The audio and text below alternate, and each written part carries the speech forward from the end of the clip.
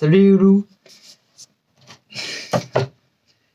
C'est Maître 2000, j'espère que vous allez bien. Moi, niveau moral, c'est pour aller un petit peu mieux, je vous le cache pas, mais ça va plutôt bien. Aujourd'hui, c'est la petite vidéo spéciale pour les 2 ans de la chaîne, le temps passe très vite. Et pour les 8000 vues cumulées, c'est juste immense, c'est démentiel, je sais pas comment... Ah, merci, juste merci. Je pensais vraiment pas atteindre ce niveau de vues sur YouTube en me lançant, vraiment merci infiniment. Du coup, pour moi, j'avais fait une petite vidéo sur un sujet assez sympathique, qui est l'espace. Voilà, on peut parler de l'espace.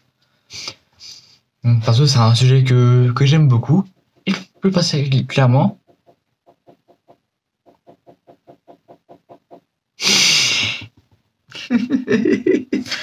Je sais pas qui toque, mais ça peut très bien être mon frère, hein, on sait jamais. Bref. Du coup, on va parler de comment coloniser Mars. Voilà, je vous dis ça comme ça, hein. Bon, du coup, je vous en dis pas plus. Enfin, comme dire les étapes, il y a 4 étapes pour le plan de Mars. Ouais, c'est un plan... Bon, j'ai fait quelques petites recherches pour faire cette vidéo. Enfin, pour écrire ce plan d'abord, et après on fera une vidéo. Du coup, les 4 étapes seront le voyage, le positionnement, la nourriture et l'énergie. Du coup, c'est parti.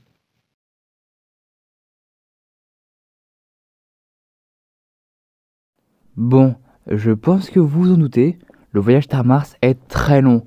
Avec un réacteur conventionnel, le voyage dure 258 jours minimum.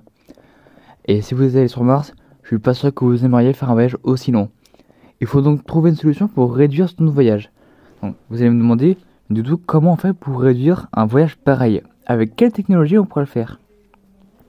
Et il y a la réponse, utiliser la propulsion magnétoplasmique avec un réacteur à plasma.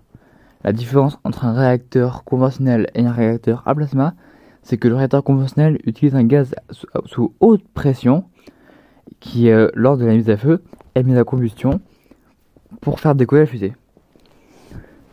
Le réacteur à plasma, lui, utilise aussi un gaz, mais pas de la même manière.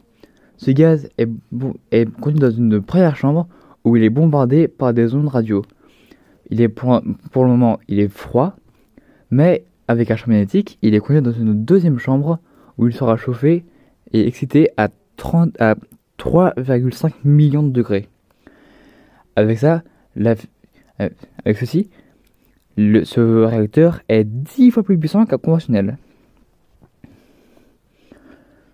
Il y a également un autre avantage, c'est que dans l'espace, il n'y a pas d'air. Enfin, il y en a, mais très très peu.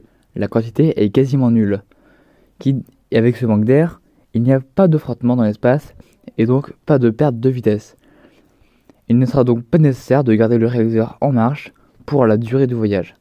Une simple propulsion courte suffit pour le voyage complet et ainsi on pourra faire des économies pour le voyage de retour. Bien qu'étant la petite sœur de la planète bleue et étant la deuxième planète présente dans la zone habitable du système solaire, les conditions y sont très différentes. Une pression atmosphérique trop faible, des températures glaciales, etc. Il serait possible de vivre sur Mars, mais pour ça, il faudrait s'y adapter. La température moyenne est de moins 63 degrés, ce qui est beaucoup trop froid pour les humains. Cependant, dans certains cratères sur l'équateur, la température monte jusqu'à 35 degrés. Il est donc préférable d'établir des habitats sur l'équateur dans ces cratères.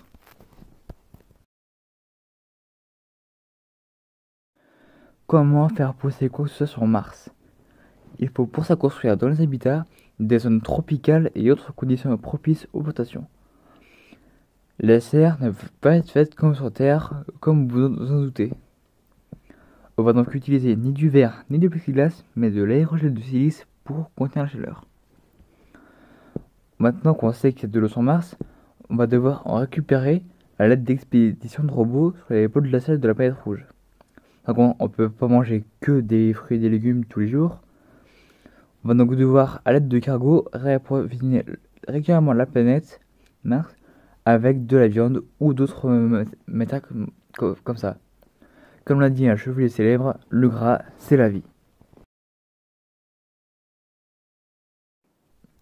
Entre les tempêtes de sable et les hivers interminables, l'énergie solaire, c'est mort. Et l'éolien, pareil. La seule option fiable est le nucléaire. Il n'est pas question de grosses centrales nucléaires à vapeur d'eau, mais de petites centrales thermonucléaires au plutonium. Par contre, il y a un seul problème, c'est la crainte qui inspire cette énergie. Et voilà comment on pourrait peut-être vivre sur Mars. Bon, ce plan se base sur mes recherches à moi avec quelques trucs que je savais déjà avant. Donc je ne vous garantis aucune chance de réussite, hein, ça je vous garantis rien. Mais il peut peut-être réussir. Hein. Ça, on ne sait pas, faudrait essayer. Du coup, c'est la fin de cette vidéo. N'hésitez pas à vous abonner si elle vous a plu. Encore merci pour les 8000 vues cumulées. Et encore une fois, 2 ans sur YouTube, c'est incroyable pour moi. N'hésitez pas à activer la petite cloche pour ne rater aucune des prochaines vidéos. Et pensez à mettre un petit like, ça fait toujours plaisir. N'hésitez pas à me mettre en commentaire ce que vous voulez comme vidéo. Ou si vous voulez d'autres vidéos dans ce genre. Et si oui, dites-moi la planète où vous voudriez aller. Et je vous fais un petit plan pour y aller. Bref, je vous dis à très bientôt pour des prochaines vidéos. Ciao!